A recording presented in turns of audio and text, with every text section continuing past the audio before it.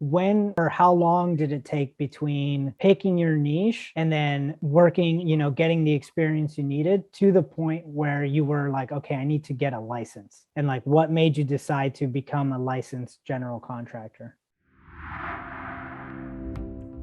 I would say probably right away, like within the first year, once I start seeing the numbers. I mean, once you get over the $100,000 sales, once your jobs start becoming $20, $30, $50,000 per contract, you start really looking at these numbers, and you're like, well, I just got started. There's a big upside potential here. You're looking at some of the big general contracting companies, and you see some companies that scale very, very fast and very, very large. And the reason why they can do that is because they're licensed throughout the state, so they can bid on more opportunities. So it's very common in the region that I am to meet a contractor that does $10 to $15 million a year. That's not very unusual. So you run into that a lot.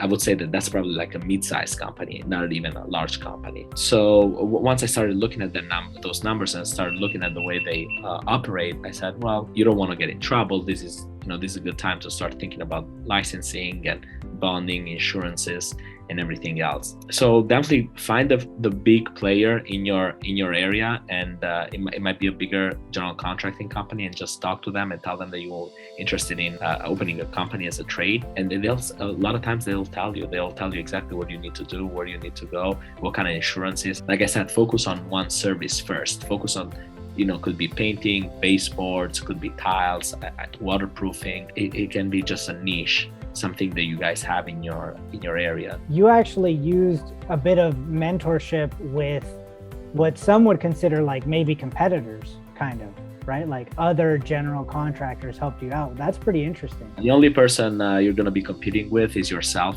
There's so much opportunities out there that people don't even look at you as a competition. I mean, you're talking into an industry where like the largest contractor here in our area does over $2 billion a year. You are not a threat to them and a lot of other companies. That's a good place to bring up like what we do at Upstryve, because we could kind of cut some of that work out of the way. We offer mentorship. We also offer the tutoring, and now we're offering the pre-apprenticeship program, which is essentially pre-qualifying people before they even get into an apprenticeship position, gathering as much information for companies as we can from a potential candidate, then pre-qualifying them, and then presenting them to a potential company where they could go on and build experience, and then come back for some mentorship and tutoring to then get licensed. So Upstryve could be very beneficial, because you could talk to someone like Saudi, for instance. 1 hour conversation with Saudi might save you a couple months of trial and error and trying to figure out like, what am I supposed to do? What insurance? Those are just some of the benefits. That's why Upstryve is really trying to focus on being that source, so that no one's ever confused about where to go when they need information. They just know off the top of their head, like, okay, I don't have the answer for the next step in my career. I can just go to Upstryve, and there's going to be someone to kind of guide me in the right direction. Yeah, for everyone that is listening, I think we need to remember that the secret to getting ahead is getting started. And that's the first thing, whether you get started on your own, which you can do, or you can look for help. And, generally speaking, looking for help is going to get you ahead faster. You just can get a shortcut by someone that's done it already. And, you don't have to reinvent the wheel.